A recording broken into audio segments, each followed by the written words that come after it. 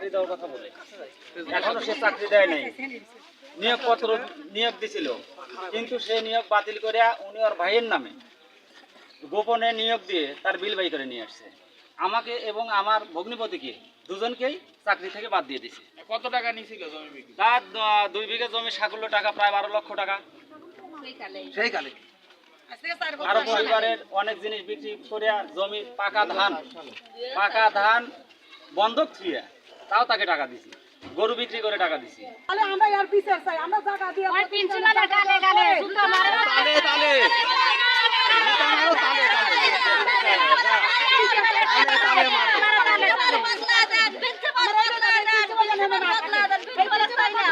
আমরা এই গেটে তালা দিব। প্রিন্সিপালের বহিষ্কার চাই আমরা।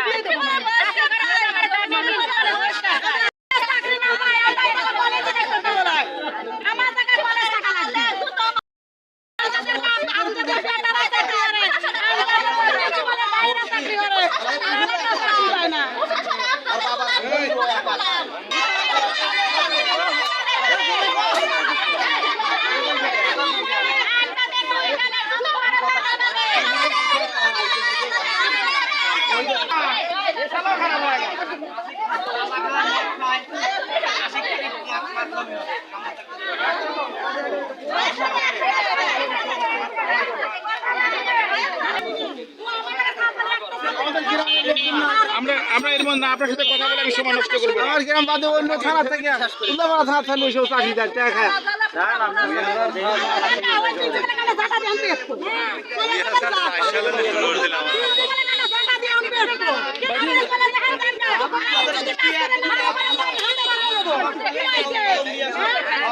শেষ করে দিছে, শেষ করে দিছে, শেষ করে মাতাব সরকার বইরে গেছে, মাতাব সরকার এবারে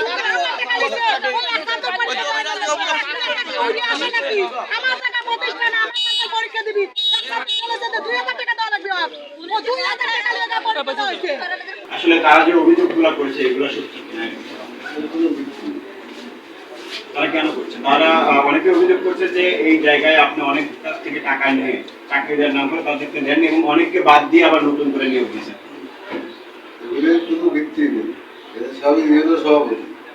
এই কলেজের সভাপতি যেন গত শুক্রবার একটা নিয়োগ দিচ্ছে,